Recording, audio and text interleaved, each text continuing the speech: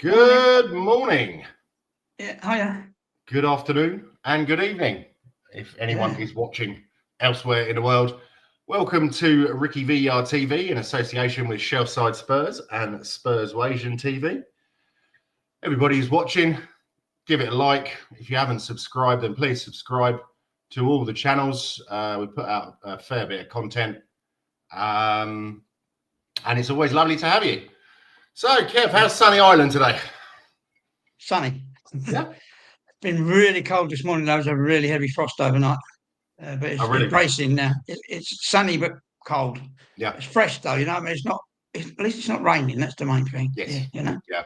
It's always good. Yeah, it was absolutely pissing it down last night here, but no, we've got sun as well today, and it's as you say, it's quite brisk, but it's kind of nice.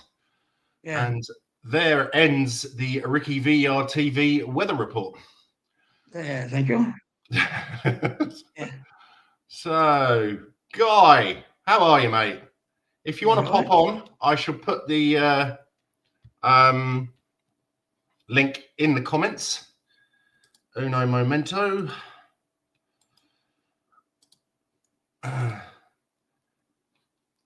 Here we go. Yep. So if you want to pop on and have a chat, then you're more than welcome, mate. So we shall go start off with on this day in Spurs history. Now this was something that I'm hankering back to a little bit. On this day in history, the 30th of November 2019, Tottenham Hotspur 3, Bournemouth 2. Starting lineup was Gaza in goal. Vertonghen left back. Is that Sanchez and Alderweireld in the middle at the back. Aurier on the right. Dyer defensive midfield. Ali and Ndombele attacking central midfield. Sissoko on the right. Son on the left. And Harry Kane up front. Yeah. So I watched the goals. Do you remember this game? Yeah. Yeah. I watched the goals earlier. And that was prime Dele Alli. God, I miss that bloke. Yes.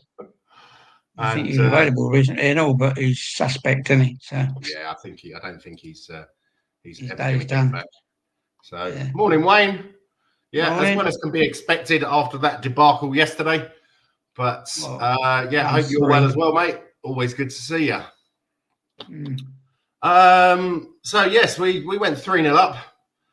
Dele Alli in the 21st and the 50th, and Moussa Sissoko with a lovely volley at the right-hand post after a great cross from Sonny, I believe it was.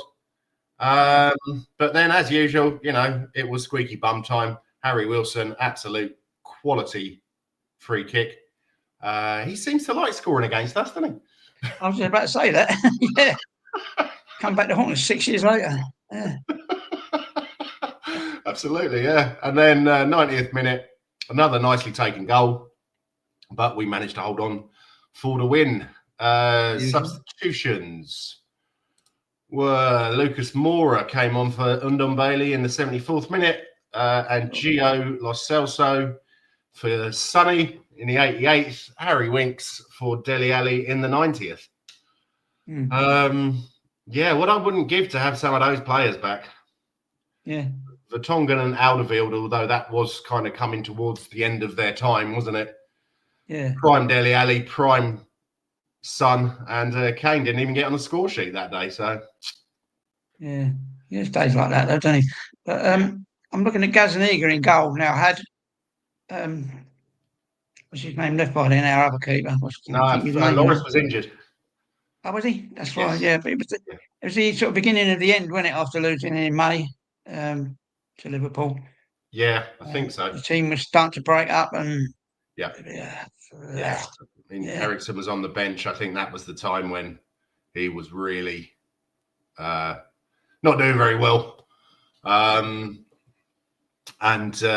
went through that patch of, it was about a season and a half, wasn't it, of him just not turning up. And that was then time for him to leave. But obviously he went on and did all right at Bournemouth. And then Man United, I don't think he really pulled up many trees there. I've got an Irish Man United fan at work who we always have a good chin wag whenever he's in the office. And he said he thought it was a bit of a waste. He didn't think much of Eriksen when he came. And obviously Danny Rose, again, coming he's in towards the the end of section. his career. Yeah. So, yeah. Wayne says, Yeah. Toby and Jan were quality. Going to be a long time before we have a central defensive partnership that good again. I think that's very, very, very true. I think Romero is massively overhyped. And what's his name? VDV doesn't look particularly interested at the moment. No, I noticed that in the week. He's got the 1,000-yard stare. I said he's like, when Carl Walker turned out for us one day, and he was like looking in the distance all the time, and he was like thinking he's had different opinions or different views, and he's had an offer under the table or something like that. Yeah, he can't do nothing about it while he's in contract, but he's playing with a load of mugs at the moment, and he's having to do all the work and getting nothing for it. It's horrible. But he's been like that for the last couple of games. He's still putting it in. He's still doing a shift. But I'm afraid to say, we'll lose him because he don't want to be in a team that's doing that every week. Yeah. Kamikaze, Harry Carey. Yeah. Yeah. No, it's true. But although I did think that Danso had a good game yesterday. People were slagging him. Really? Okay. Yeah, a lot of slagging him off of him. Saying he's not centre half and all that kind of stuff. Some of the stuff I read this morning. I don't think he lost the ball that often, to be honest. I thought he played pretty well. I thought he did some decent long balls. I'm a bit, it's amazing that we kept putting crosses in, and you got two big fellas there, and nobody got on the end of the ball. Richie wasn't winning it. Mawani wasn't winning it. Mawani, he's a big lad, but I'm not sure how good. Again, same as Richie, not sure how good they are in the air. Yeah. We've obviously been. One thing I'll say, sorry, go on. Yeah, carry on. Okay. I was just going to say, Danso, I think we're doing it again. I say Danso's a bit muscle bound. I think because he's so strong, that's what restricts him. He's got to get mobile, but he's all right. He's got a bit of passion, but we've got to change that throwing nonsense. It's not always the answer. No, we're not Arsenal. We're not bloody Chelsea. Nothing like that. Let's play it on the ground. Let's get it in the box. Yeah, we'll work it back to the bloody goalkeeper as usual, whatever way we do it. So, So VDV looked pissed off and fed up for a while. I think the Chelsea game was the big one with him. Yeah, that's very possible. Don't blame him. Right, so welcome, Guy. How are you, mate? That'll be one of them. Well, I've changed officially. I've rebranded. Oh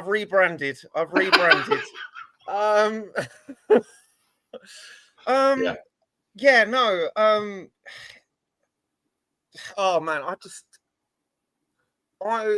like I say, I didn't want to stream yesterday because I had no internet, and I'm lucky I didn't with Eugene, because I think I would have said things on his stream which might have got this channel cancelled. I saw the first goal. I was like, okay, whatever. Saw the second goal, and I think I went into a fit of effing and blinding, and I think I ended up like throwing my mouse like across the screen, and I was a couple of drinks in with friends at the pub, and the whole mood. I'm just going to say this: the whole mood in the pub, it was full of Spurs fans, but the whole mood of the pub just reflected the mood in the pitch. Yeah, it was just like, what are we watching? Like, hopefully you guys are older than me. You've watched more football games than me. Can anyone explain to me why that happened? I know why it happened, but like, I have seen it happen, but why? Why? Shall we just go through the usual, and we'll go into the game, because I'm just perplexed at this point, mate.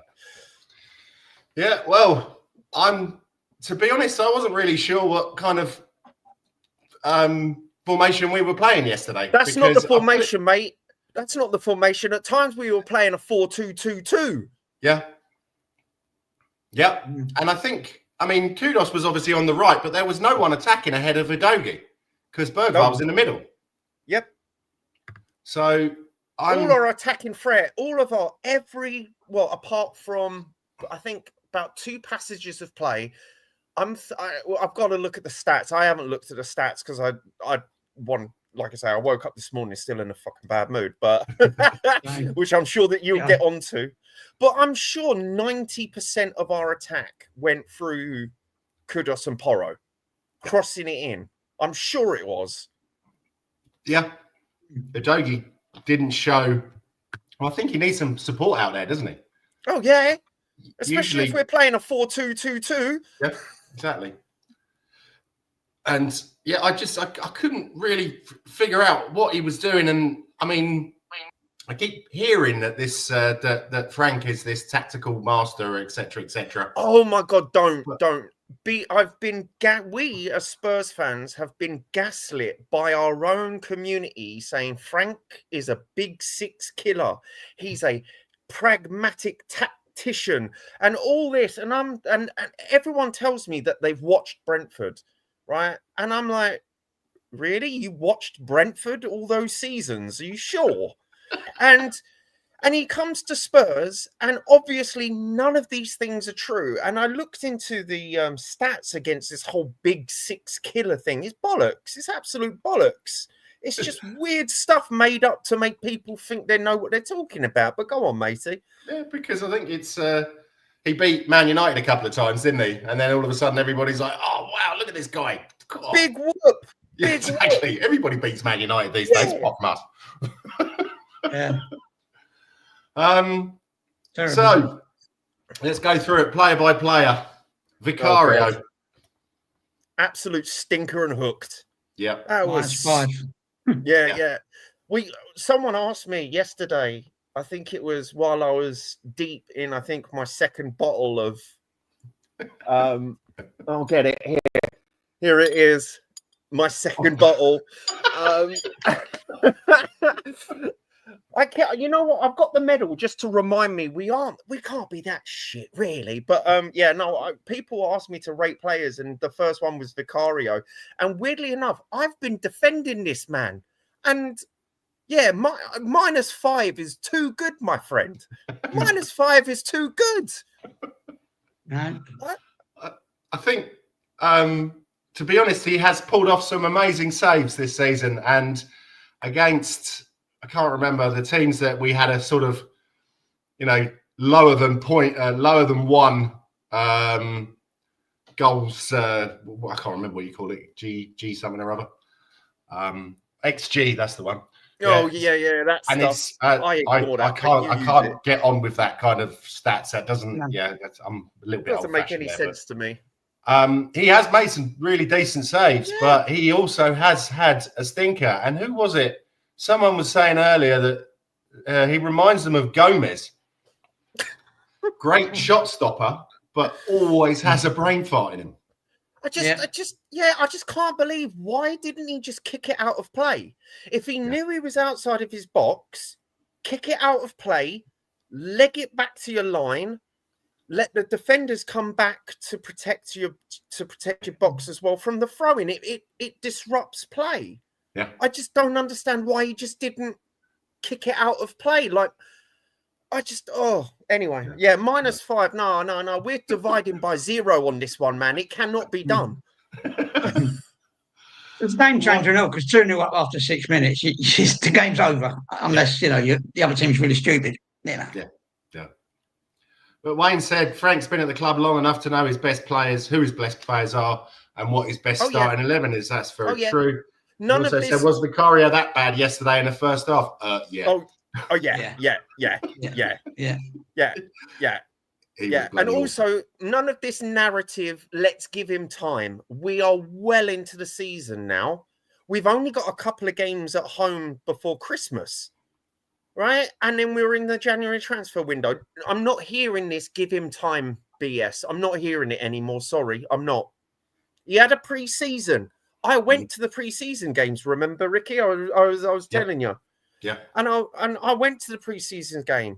There is enough time for him to know his starting 11 by now. But go on, my friend. Yeah. Hello, Eugene. How are you, sir? Hey, big up, man. Aren't you glad we didn't stream? Aren't you glad we didn't stream, mate?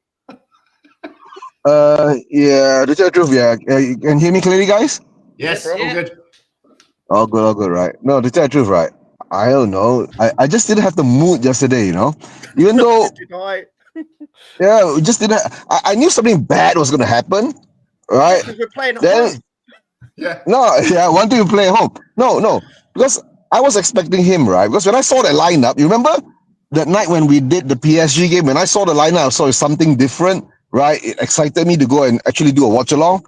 Yeah. And when I saw the lineup come out, I was going, why is he tinkering again? Why isn't he playing the same, you know? I mean, apart from Romero, why is he changing the players again? They should let them go out and get used to the system and all that. But I don't know, guys, whether we're cursed at home. I think because after we sacked Levy's put some, I told you, right, about a month ago, we've been losing at home like that. There's something really not right there, unless we've been actually being controlled by the Southeast Asian bookies, right? Because that's the deal, right? We give you the Europa League, right? And then you have to do this at home, you know? And the worst part is, right, ever since Levy has left, we've been losing. Not even winning. I know, you know, at the title we've been losing, right? Drawing with Wolves ain't nothing, right? So it could be Levy's curse that's left behind. And if he's done that, right, that means he really been lying to us about he loves the club. You know what I'm saying? He doesn't love the club. I can still hear you. I can still hear you. Right. So at this moment in time, as I can see it, I'm still confused, guys. I'm still confused, right? I'm confused with Frank, with his lineup. I'm confused with his substitutions, right? Yesterday we could see, right? I was not happy when he didn't make the subs at the halftime, but I was watching the game. I know in bed, right, lying down and watching it, but I wasn't doing much along. I saw us building up momentum, pressuring Fulham, and getting that first goal going in by Kudus, right? And the thing is that if Frank was such a tactical genius, if he could have seen all this being going on, right, he should have made the subs. He should have let it go on for another 10, 15 minutes to see what happens and see whether if that peters out. If it peters out, then you make the subs. You don't make the subs and break that momentum. So I don't want to say Frank out and all that, but the thing is that he's showing so much incompetence now. And bro, he has taken even a shorter time to call out the fans. Remember Ange called the fans? Don't. No, remember Ange called out? Yeah. No. Remember Ange called out the fans when we wanted to lose to M City so Arsenal doesn't win the league? It was end of the season, right? In Ange's first season. You get what I'm saying? It's taken him 13 games and he's calling out the fans for not booing. Bro. Yeah, dude. You're performing like shit at home. What the hell do you expect? This is Tottenham Hotspur. There's a certain standard and levels the way that we play, right? And I don't like even doing watch along now because it's so fucking boring. It's either we get humped, right? Or we can't, bro, half time. It was a 0.01 XG. Again. Think about it. Against Fulham. Fulham as not well. Against Chelsea. Don't not get against started on the Arsenal. man. Don't get me started on the doing. Here's the thing, because you know that I've stopped going to. I don't know if you know this, Ricky, but I've stopped going to home games now. Like really? He sold his season tickets. Yeah. So I went to the Everton game away, mainly just to see the new stadium. Beautiful stadium. It's better than Anfield. Deal with it. But I didn't. No, it is. It is better than Anfield.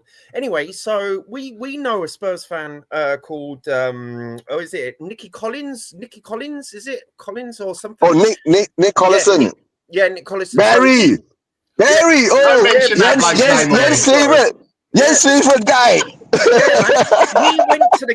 He went to the game. He was asking, "Oh, you going to the game?" And I picked up an injury playing 5-0s. I was going to go for a drink or some food with him. I was like, "I'm not going to the game because I'm a curse. Every time I go to the home stadium, we lose." So I was like, "No, I'm not going this time, just to make sure it's not me." Barry's like, the atmosphere in the stadium is toxic, man. I'm like, yes, I know. I've been this season. I've been to what, 5? Was it 4 or 5 games? I can't remember. It might be 4. 4. Yeah, 4 games. Yeah. You missed, I think, one of the 4 Yeah, games. I missed the only one we won at. Yeah, but With Burnley the game. Van de Ven screamer. But yeah, so I thought it was me because we get a bit superstitious and a bit silly. I was like, cool. So I was like, no, it's Fulham. It's Fulham. It's Fulham. We can beat Fulham. They're crap. They haven't won a game away all season. What happens? They come here 3 points lane, mate. You could hear the stadium boos from the TV. Yeah, Eugene, you weren't here when I was talking about the pub, mate. The pub was toxic. People were walking out the pub. They were walking out the pub.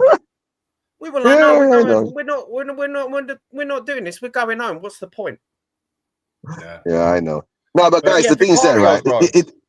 It's so sad, right? The thing is that when Vicario, when that move happened, right? All I had in my mind was Vicario clear the ball, and that stupid idiot played the ball back into play again, right? And I said, and when he did that, right, I said, shit, it's over.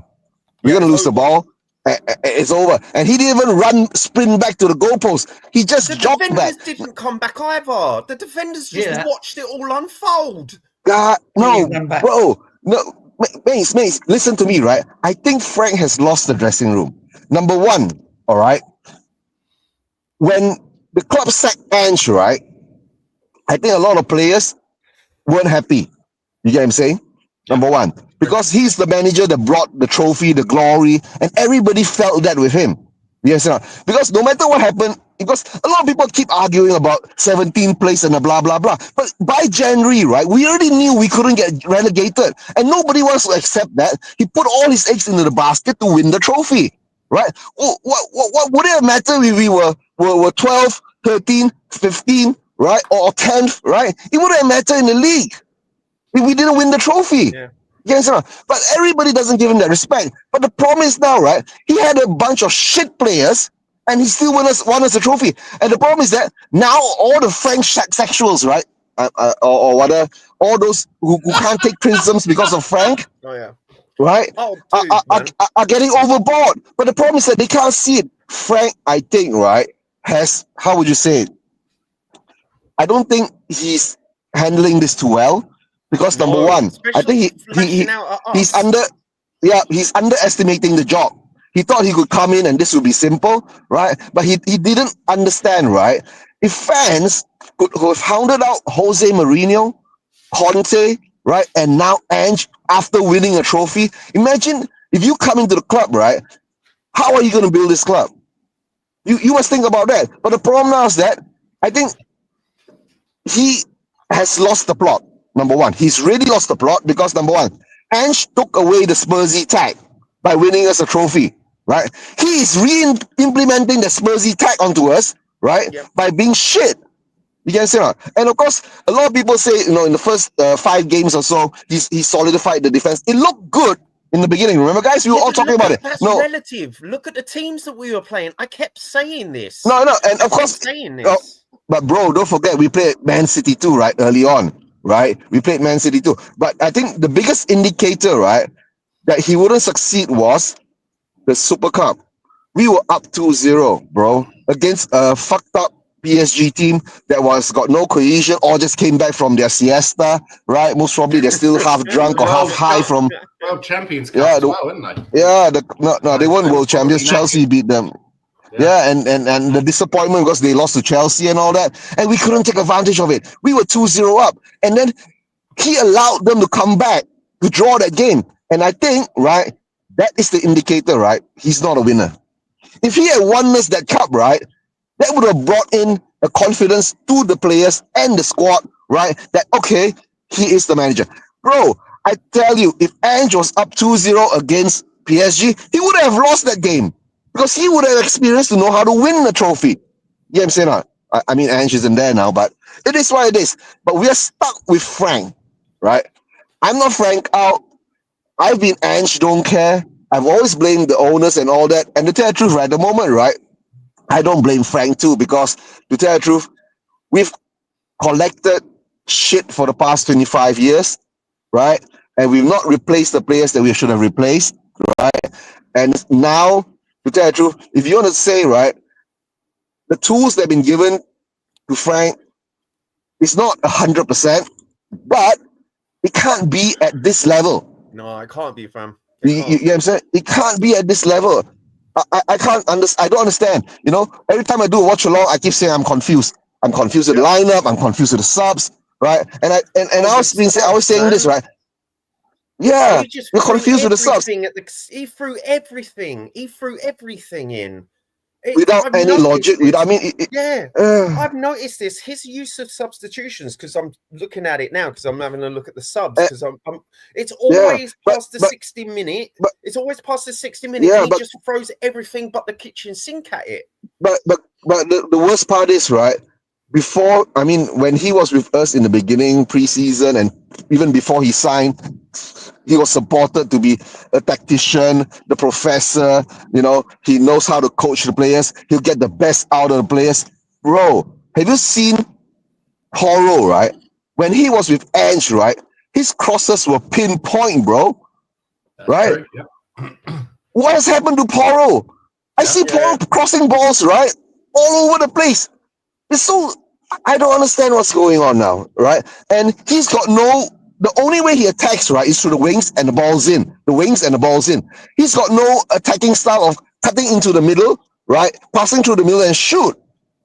And our players don't shoot enough. I don't understand why. Maybe that's PTSD of Ange because we're so used to the tap-ins, right? And maybe we don't have Brenda there. That's why Brenda isn't there to tap in the goals anymore. You know, that's the sad part, right? To tell the truth, we got one more game coming up, right? That's on Tuesday night for you guys, right? If I'm not mistaken. Newcastle, Tuesday after. We're gonna lose we got Newcastle coming up. We're gonna lose that. Yeah, we're gonna lose that. And Newcastle is on good form now, and we're away at St. James Park. I don't know, bro. And to tell the truth, the knives are out for him. I already told you, right, Guy? I told you, right, Guy? In the stadium, if you don't perform to the standards of the home fans, right, you're gonna get pushed out really quick, right? Right. Remember when we lost 3-0 to Manchester United at home, right? When the whole fans were singing to Nuno, "You don't know what you're doing," right? Remember what happened after that? There. And you were singing it too.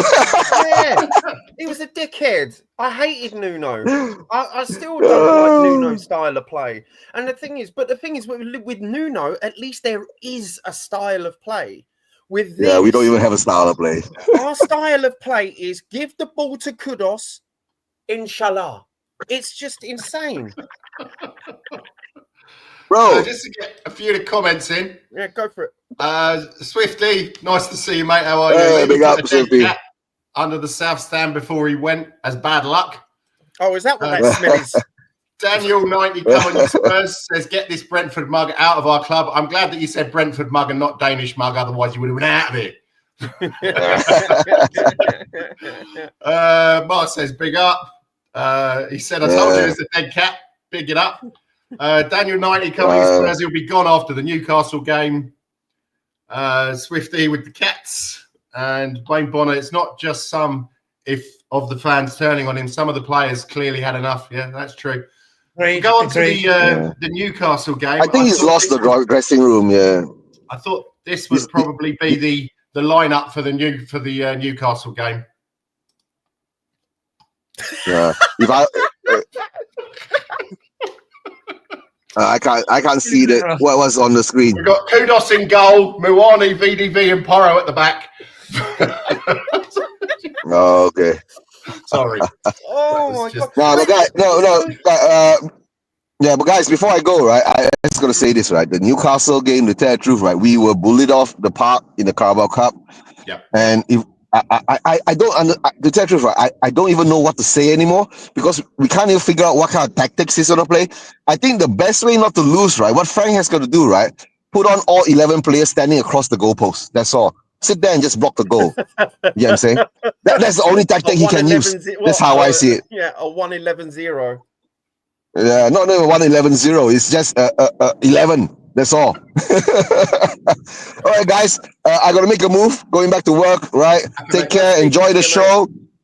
Right? And don't forget, right? Subscribe to Spurs Version TV, RickyVillaTV, Shelfside Spurs, right?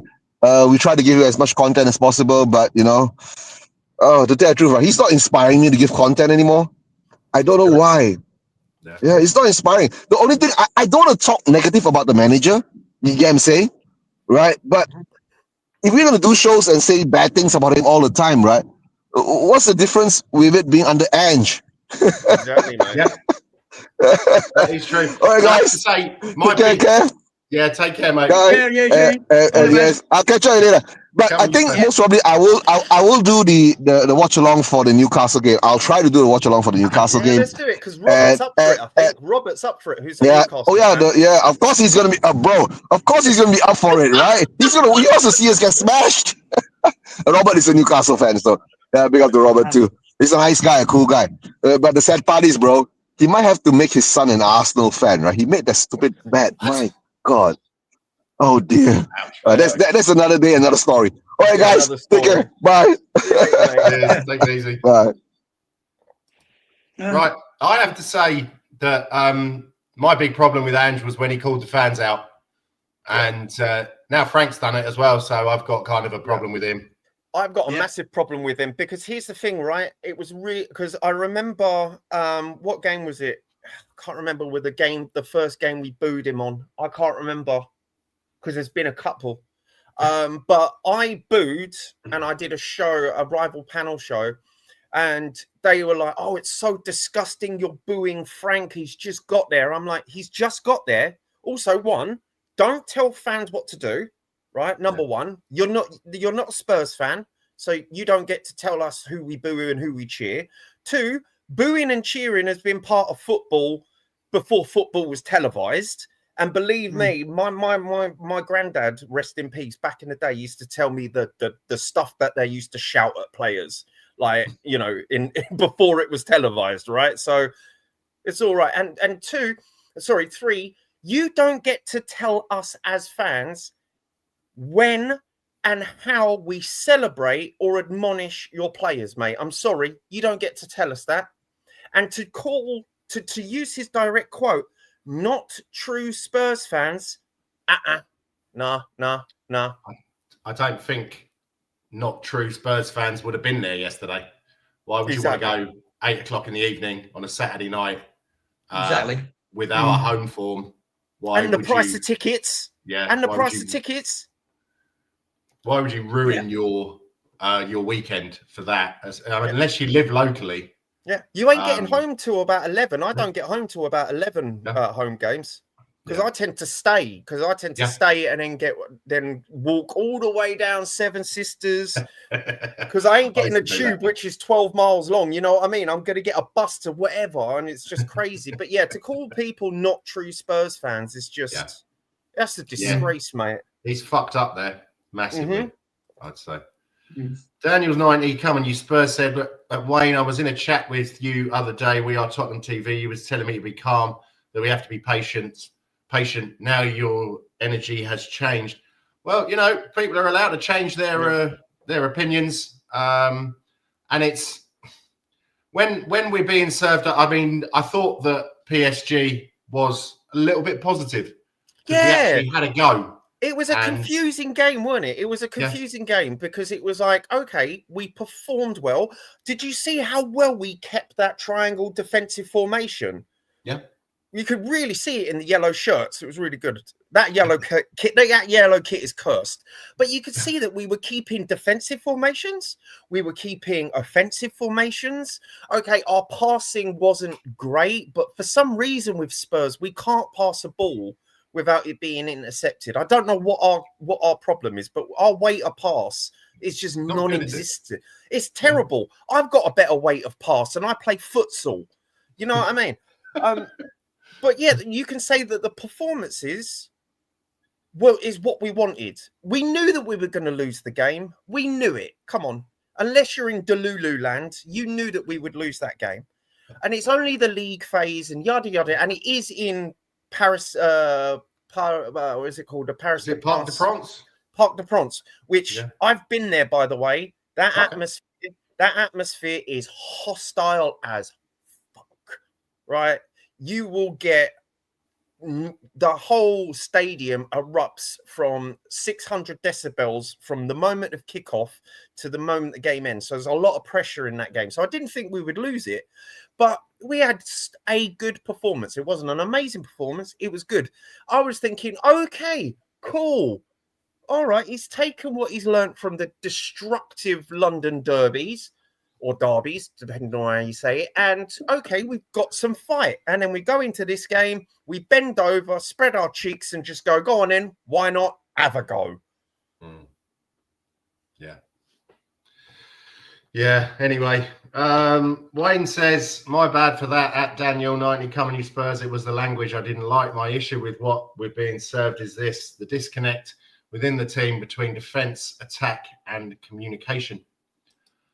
Daniel says, all I'm saying, don't ever question my opinion. And Wayne says, opinions are there to be questioned. But again, it was the language. Yeah, I think that opinions are there to be questioned. But yeah, it's we're not, you know, me and Kev, when we're off camera, we're always arguing and swearing at each other. So, you know. We're Spurs fans, bro. We're Spurs fans. We're Spurs fans. It is what it is, isn't it? Yeah. So with this Newcastle Spurs, what do we think? Are we going to get shafted again? Go on, Kev, you go. Do you think that he's going to change it again, go 3 at the back or 7 up top? Or I haven't really got a clue, because I don't know what he's going to do next, because he's half responding to the press and everything else. He's not being his own man. He's just trying different things for the fun of it, I think.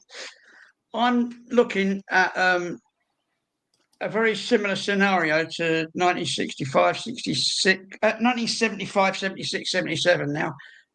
We could go down either this year or next year, the way we're carrying on. Yeah, because really, it's laughable. It is totally laughable. The tactics are in and out. We've got some great players, and we did in them days. Hodder had only just started out, so he wasn't really involved in it. He was only when we went down, he came into the team. But there's some good players there, but there's some dead on their feet players, and there were also some young. It was mostly English players and a few Scots and Irish in them days. It wasn't internationals. Yeah, but they were the journeymen, you know, and they weren't putting it together. And people were laughing at it. The fans were angry. They were booing, but they weren't booing so much as laughing at them so much. That was the funny thing about it. It was just expected every week to lose, you know. And that's what I was last season. That's what I was last season with Ange. I think I was like that last night. It's become a comedy show. It really has. It's Laurel and Hardy stuff, you know. Dude, we had unironic chants. Unironic chants. We were chanting everywhere we go, everywhere we go. We were chanting that last season, and it was a joke. It was an absolute joke. And I was thinking, all right, this season, saw the pre-season PSG game, Super Cup, we kind of lost it. Okay, we're Spursy.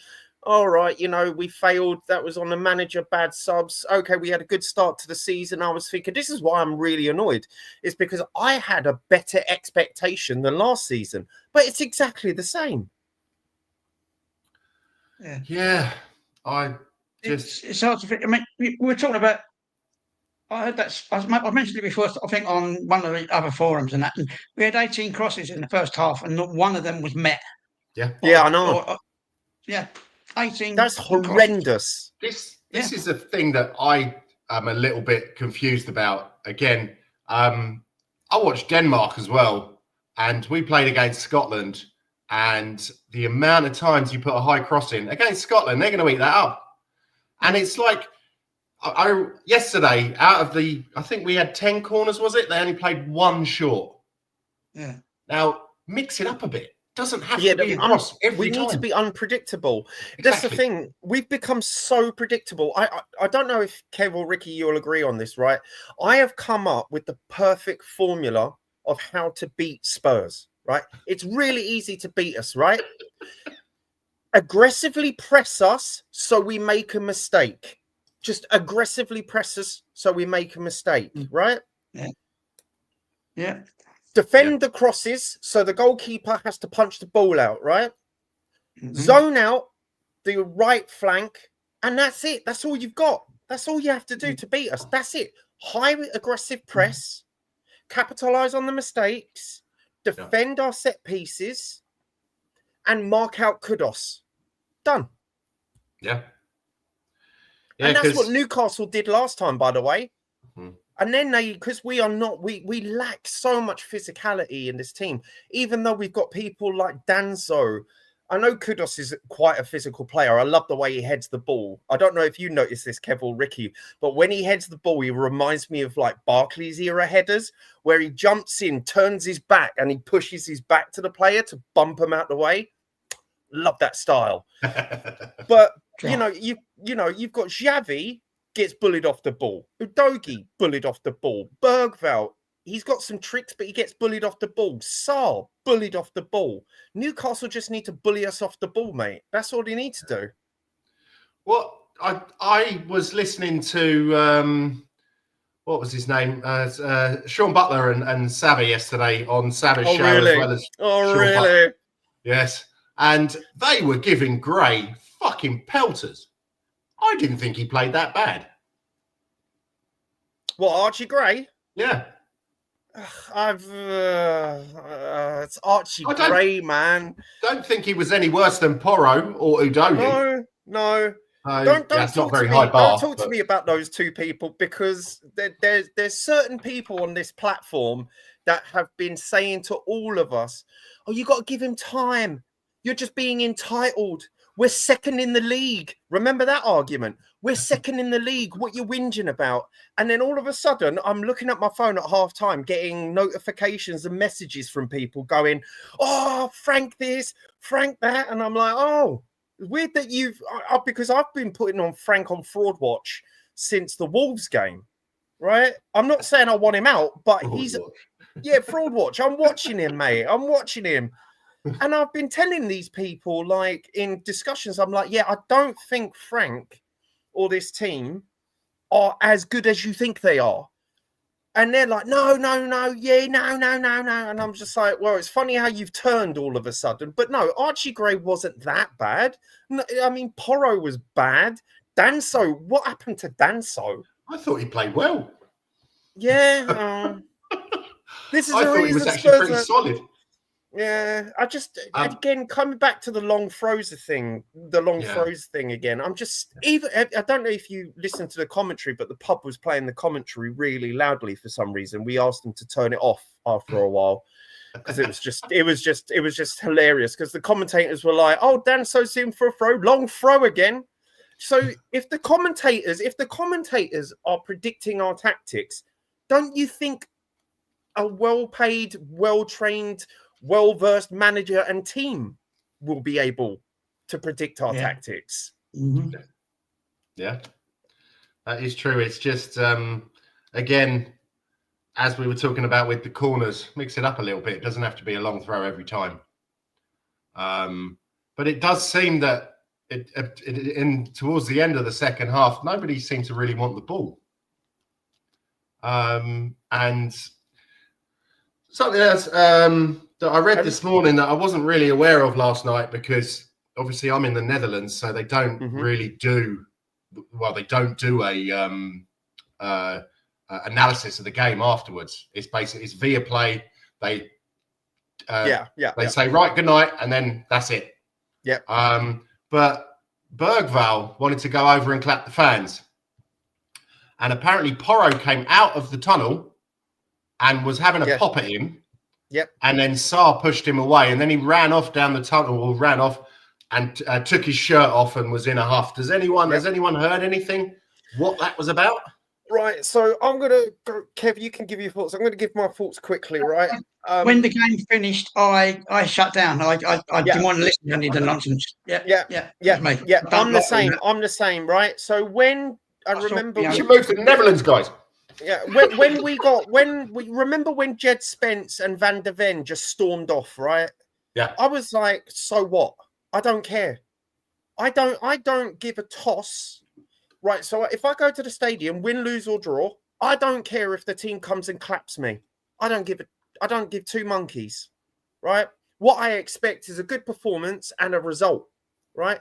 If you give me that as a match-going fan, you don't need to come out and clap me and give me all that happy-go-lucky crap.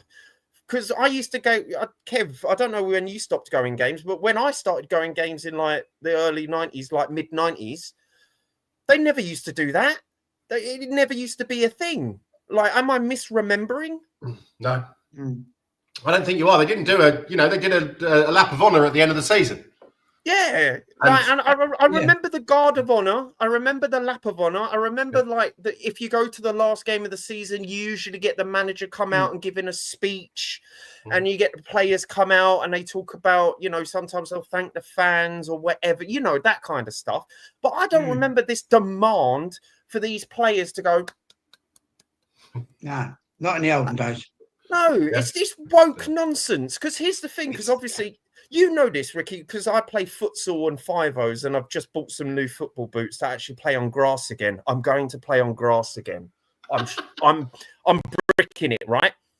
If I'm having a shit match, right? If I'm having a shit match and my girlfriend or my mum or my brother, and they're all coming to see me and we have a shit match, do you think I'm going over to them and going, oh, thank you for coming. Oh, thank you. No, I'm getting changed. I'm getting a drink. And I'm forgetting the game.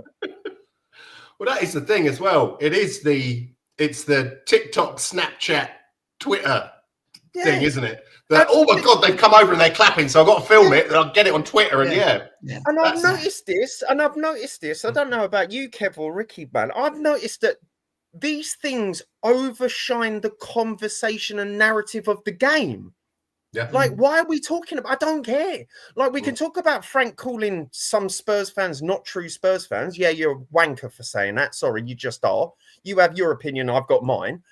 But for people to do streams an hour long talking about, the players don't have the right mentality because they blanked the manager. The players don't have the right mentality because they didn't go into the tunnel fast enough or they didn't. Oh, shut up. Now, what I'm more worried about, though, is I like never know. You never know, Wayne. You never know. What I'm more worried about is the falling out of teammates. So they're obviously they're not gelling at the moment, and must be mostly down to the manager because they seem to love playing under Ange. Apart from we were conceding God knows how many goals, but it's not as if we're fucking conceding any less this season, are we? No, Ricky, Kev, don't forget all those content creators were telling us they were watching the games with their own eyes. They were telling us that we were silly. We're better defensively. Remember that? But we're better defensively. No, we're not. Rubbish. We were at the start of the season, but we're not now. And quite frankly, I don't watch football to watch us being defensive. I watch football to watch us attacking, scoring goals. Yes. But it is definitely a transition period over the last couple of years. Kane gone, Sonny gone. Yeah. Not just on the pitch and off as well. Yes, off the pitch as well. Odegaard may come good. I don't know. I'd like to sign Muani permanently. I think he's got Paulinho, a spark about him. Paulinho, yes, we need him. Paulinho, yeah. Although Paulinho hasn't looked so great over the last few games, I'm not sure if it's because Frank doesn't know what his fucking best team is, or keeps changing the formation every match, and that's a bit worrying. But I'd like to now talk about the Brentford game, and this is my lineup for that. All we want is a team of Robbie Keanes. Team of Robbie Keanes. Yeah, might work. Oh, I'd love that. That would be brilliant. Oh my God, isn't it depressing, guys? And you guys have been Spurs fans longer than I have. Isn't it just depressing seeing our attacking line, considering what we had in the past? Yeah. We had Defoe, Keane, Kane, Son, Canute, Bale, Berbatov. Do you know what? I for shits and giggles, Kev and Rick, I rewatched our final against Chelsea for that cup final. And the first 10 minutes of that game was more entertaining and proper football than I have seen all season from Spurs. Yeah. Passing, cohesiveness. I just attacking. Attacking. Oh my God. It's just depressing just to see that we've got Tell, Odegaard. I like Kudus, I do, but he can't be a one-man shop. Kolo Muani seems to be coming into his own a little bit. I'm liking that. But just to see our attacking threat and it all just being passed through the wings. I swear to God, I'm seeing a loss at Brentford, mate. Yeah. I'm seeing a loss. Yeah. That would surprise me. They'll be well up for it, won't they? Oh, yeah. Yeah. They've got a brand new manager who's never managed before going against his old boss. You know they're going to give us a fight. Then you know it is. And Keith Andrews has definitely got the finest head of hair in the Premier League. I reckon 0 points for the next 2 games, to be honest. I can't see where the next win is coming from. I really can't. It just doesn't seem... They're not playing for the manager. And even if they are playing for the manager, they don't understand the tactics. He's stood there with his little notebook writing things down. It's like, I don't really want you to be doing that. I want you to be directing the team to play some decent football, learn how to fucking defend, learn how to attack. Yeah. It is. And also the thing that bothers me the most, about this season is this double pivot, right? This double pivot, which for me, for some reason, cannot progress the ball forward. Yeah. They can't. I've heard all of these Spurs fans tell me about Bentancur. He does pass the ball forward. Look at his passing forward. I'm like, yeah, but how many of them are accurate? Yeah, that's very true. This is the problem. Accurate passing forward. I don't see any of it. And that, to me, just perplexes me. I've never seen us just played, well, apart from some Ange games where he just went, look, just give the ball to Sonny and let's go, you know? But yeah, I just don't see this midfield double pivot just progressing the ball forward. And if we can't, that's why PSG beat us. PSG, I think I think I've said it in many streams. PSG win games in the midfield. That's their whole team is set up for that, right? They don't have a traditional number 9 setup, right? They don't. They win games in the midfield. Manchester United lose games in the midfield because their midfield's dire. It's terrible, right? Yeah. It's fucking horrible. And we are losing. Yeah, we are losing games, not just in the midfield, but also in the attack. Van der Ven, bless his cottons, right? Why is he becoming our best player? Why is our defender becoming our best player? I know we had Ledley King, but he's a legend.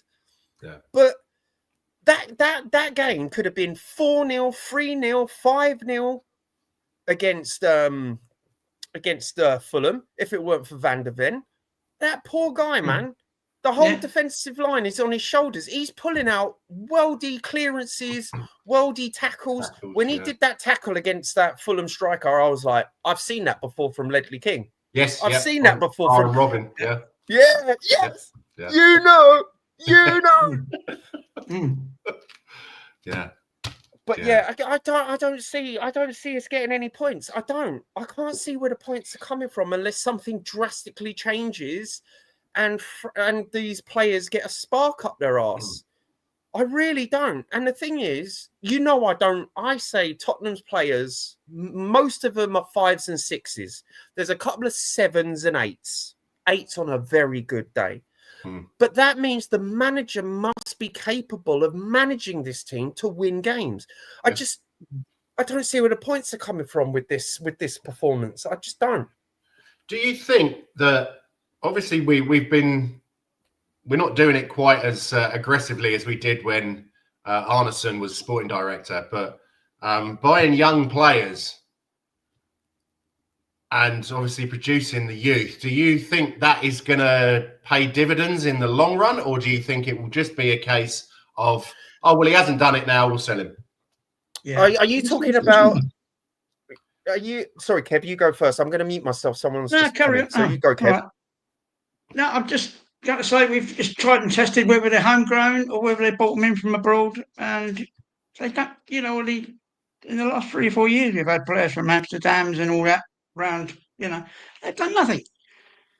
The young lad, he scored a hat trick one day, or scored 2 goals when we were playing Leicester. I think he got the winning goals when he came on as sub. he was rolled out before he fully reached, given a chance, you know. And then they go on to have good careers elsewhere, you know. Yeah. There's no time with us. Yeah, before they. To be honest, Odebear, he wasn't cheap, was he? Tell definitely wasn't cheap. No. Whereas we've got Dan Juma was the one I was thinking of. Yeah. Dan Juma. Yeah. Yeah. Well, I don't think he was that young though, was he? But he was on loan from somewhere in Spain. He's Dutch. I don't think he's got to pull up many trees, but yeah, he did have he had a few decent games for us. But I think spending that much money on Tell, spending that much money on Odebear, spending that much money on Xavi even, because they're youngsters, and it's not starting any of them. We've got Mikey Moore, who goes out on loan. Are you telling me that Odebear is better than Mikey Moore? No, I don't think so. But you send him out on loan. Donnelly. I don't think... Okay, Xavi, he's a better player than Donnelly. But we wouldn't have had to spend 50 million on Xavi if maybe you'd given Donnelly a little bit more playing time. Okay, Maddison getting injured has shafted us. But I'm just amazed that we don't trust a little bit more in our youth players. I think that we should start utilising our youth players a little bit more. Like Dane Scarlett. I love Dane Scarlett. I think he's a little hot rod. And like I say, and we got to remember, right? These players, like for example, Kolo Muani, Mohamed Kudus, and Xavi were brought in to change the game as soon as possible. They were brought in for that reason, right? Kudus, very good. Xavi, acclimating to the Prem. Kolo, still need to give him time because he's still, he's been injury prone. Xavi, I'd say. Yeah. But I think why not give Dane Scarlett a go? I saw Lucas William Barnett on some of our substitutions. Give him a go. If we are in the final throes, like say if we're like yesterday, right? We're 70 minutes into the game, we're 2-1 down, right? Just put Lucas William Barnett on against Fulham. It's only against Fulham. It's Fulham. It's Fulham. Yeah. It's the same with Ajay. You remember when he came on and scored that fantastic goal against whoever it was? It's give them 10 minutes. They've got something to prove. Yeah. And the thing is, our youth players are going to take to the pitch and they're going to be like, this is my moment. I've got to shine. Like, because I remember when going back to Ange, and I think it was, is it AZ Alkmaar? Yeah. I can't remember. It was AZ Alkmaar, right? I was in the stadium and we brought on Dane Scarlett and Mikey Moore. It was one of those games, and it gave, I think Mikey Moore was the youngest goal scorer in a European game. Yeah. Of course, bring them on. It's AZ Alkmaar because they're, their fans were lovely, by the way. But yeah, they were really lovely. they're not particularly lovely over here. They're one of the biggest hooligan groups. I'm not talking about their actions. I'm just saying some of them about fans, the ladies. They're female fans. Oh my god. I was like, because they were like, Spurs fans, come here, have a drink. And I'm like, sure, lady. I will. And I'm just like, yeah. Hey, baby. Yeah, it got to a point. She was like, oh, do you want to swap scarves? I'm like, no, you can't do that here. If you go in, you cannot wear an away scarf, and you cannot wear an away scarf in the home end and vice versa. You can't do that. You can't do that. You'll get confiscated. But yeah, no, bring on the youth. Give them a go. And especially in games like Burnley, right? Fulham, Wolves, these lower tier teams, give them a chance so we can actually see what they can do. Like loaning them out, I've got no problems with loaning players out. I've got no problem with that, right? But when you've got the young players who are in our sub bench, use them. Yeah. Why not use them? Yep, that's very true. Let me just have a look. The other teams don't have any problems, do they? Like Liverpool's, Arsenal, they all blood 16-year-olds. down, yeah, 15, 16, 17. They all bring them in, don't they? Liverpool have 17-year-olds and United have got one at the moment, don't they? Yep. This kind of stuff. Yeah, it's a little bit mental. But going back to the AZ Alkmaar ladies, a few years ago when I had a long distance relationship with my now wife at the time, and her sister said that she wanted to come over and watch a Spurs match, and she brought over, I think it was 4 or 5 quite attractive young blonde ladies, and we went into Bell and Hare before the match, and I've never seen. Did it go like this? It was, and one of them even followed them back to King's Cross, where they were staying. I just want to make sure you get home safe. I just want to make sure. I think that's when they actually told him that that I think 90% of them were gay, and he was like, "Oh, all right." Oh, well, for punt. He probably lived in South London or somewhere like that. It took him 4 hours to get home. So, but yeah, no, that was kind of amusing. But so where do we go? What do we do? What you were saying about the smaller teams, Burnley and Fulham, I think we're in amongst them now. Yeah, we are. We should not expect to be beating them. And unfortunately, I kind of agree with Kev, and I had this issue. I had this issue last season, but the only issue you've got to remember, people, the only reason we didn't get relegated, right, was because the other teams were just so awful. Shit. But the thing is, they were awful, and we lost to them. But look at Sunderland, Look at Sunderland. Look at Sunderland, right? Look at Sunderland. They're taking this Premier League seriously. They replaced their manager and all of their squad pretty much, right? Yeah. They're taking this seriously. I don't think Sunderland are going down. Leeds, as much as they're not great, they are taking this seriously. They are taking this seriously. They don't want to go back to the Championship again. Burnley. I've never respected Burnley. Sorry, I saw your run. Like parachute payments, don't they? Yeah, for me, Burnley are one of those teams where they like the parachute payments, and I don't respect Burnley because I do watch other leagues because I'm a Charlton fan as well. Yeah. I watch them, and Burnley, they don't play to win. Most of their games last season were 0-0 draws. Like, it was just, I don't respect them. But if our trajectory is going for that lower tier, how low we can go, I don't know. Because there's that famous quote, it can't be that bad, can it? Yeah. It can. Too good to go down. Yeah. No, I don't believe in that. Yeah. And absolutely. Looking at our home form, if we predict, we cannot win a game at home in the Premier League. If we can't win a game at home in the Premier League, you might as well just halve all of our points. What's the point? No. Yeah. I checked this morning because I heard something last night, and in the calendar year from January the 1st to today, or last night, we played 26 games, January to May. We won 4. And we've won 5 out of 13 this year. So that's 9 games we've won out of 39 games this season. 9 out of this year, you mean? Yeah. That is so bad. That is so bad. Yeah. Do you know what my mum says? She hates football, right? My mum hates football, right? I'm beginning to hate football. And even she was I was talking to her last night after the game because I was out of it, and she gave me a call. She was like, "How did the game go?" Because she don't like football, but how mums are. They just, they just want to talk. Want to make sure you're okay. Yeah. And she was just like, you know what? Is the manager not training these people well? I thought it was bad last year, and I'm like, mate, you and every Spurs fan are saying the same. Like, what is going on? Like, and I know that we've got more than one game a week, but we were sold on this. We were, again, another narrative we were sold on about Thomas Frank. He develops players. What player has developed?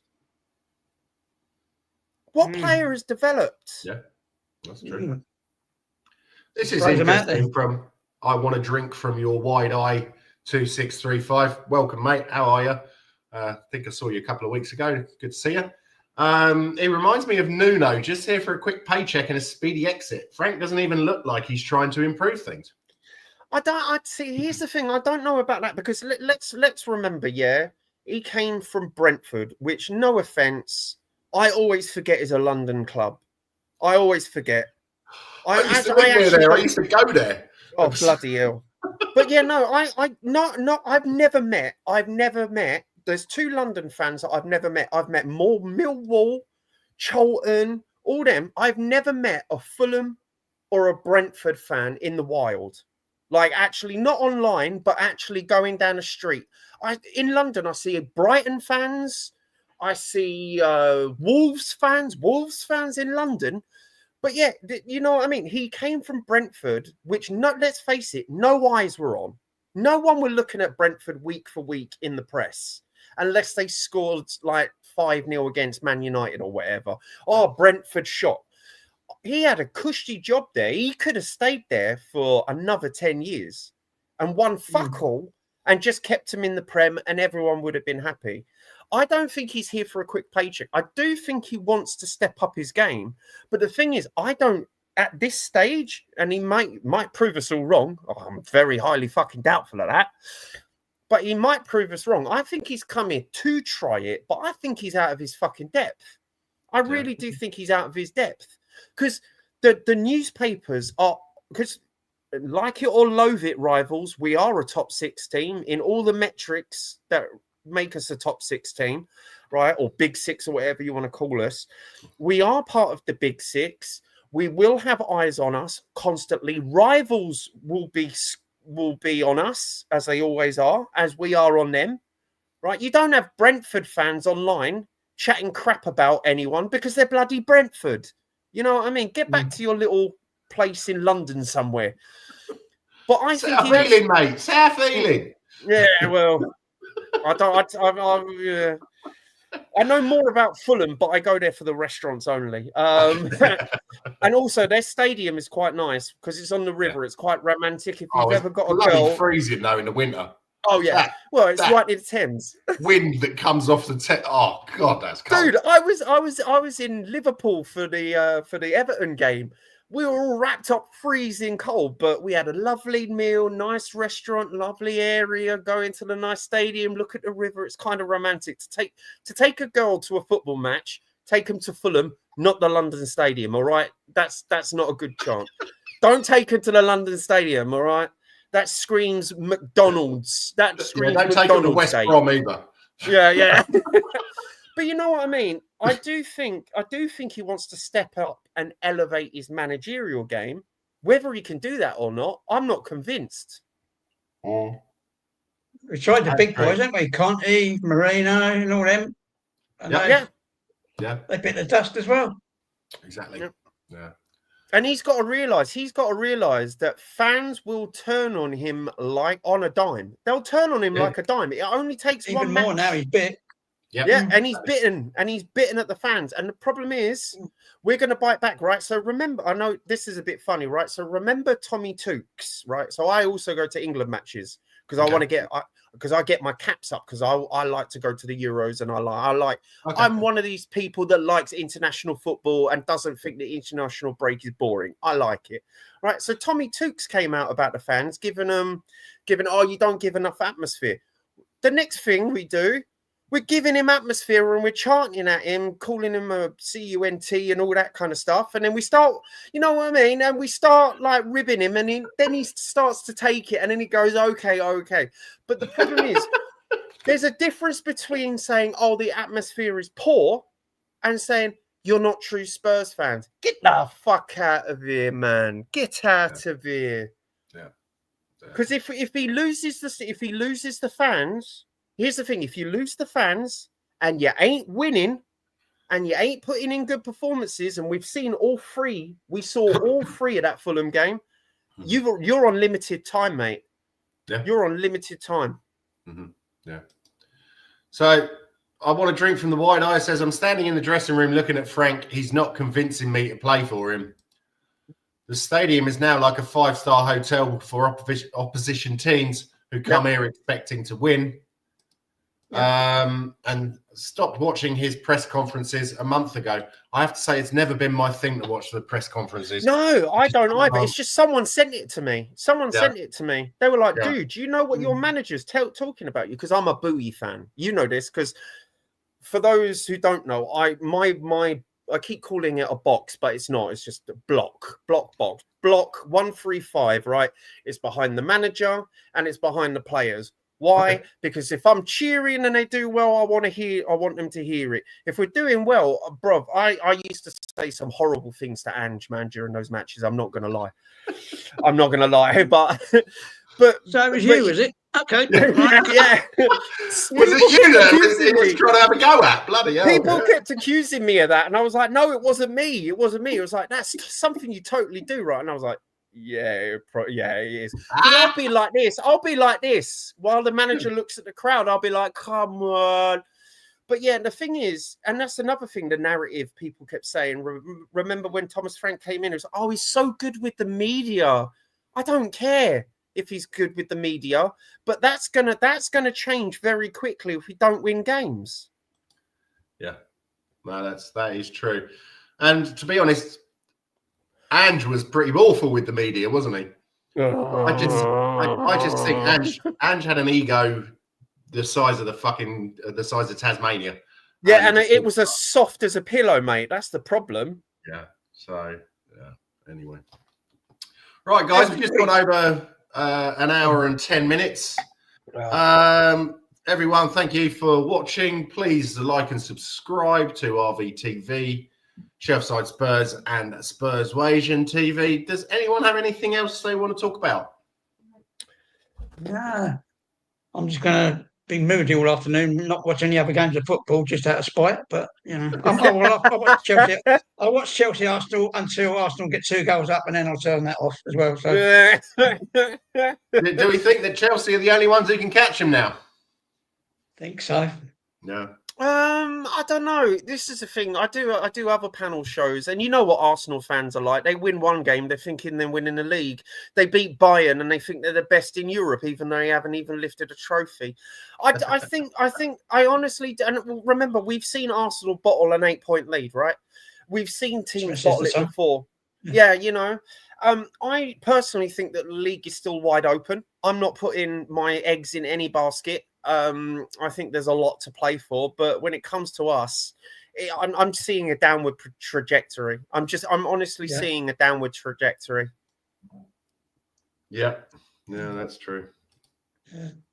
I think it's City and Chelsea, because Liverpool, I think they're fucked in their way. They're fucked. They're fucked. They tried to build a Galacticos team and tried to win football on paper before a ball was even kicked. And I had Liverpool fans tell me that they were winning a league just before a ball was even kicked. And it's just like, not all fans. You can tell it's the TikTok generation, right? It's the kids. Like, yeah, we're winning a league. We've signed XYZ FMFP. And I'm like, yeah, but a ball hasn't been kicked yet, mate. What are you talking about? So, and football's a humbler. Football is a humbler. Right, I honestly thought after the first run of games, I'm going to put my hand up. I thought Aston Villa easy, Wolves easy, Bournemouth easy. No, they weren't. They were terrible games. So football is a humbler. I think the league is still open. I think Arsenal fans do have a good team. You know, it's to say it, they are a good team. I still don't respect them, but they've got it's all their teams to lose, isn't it? You know what I mean? Yeah. This is an interesting one.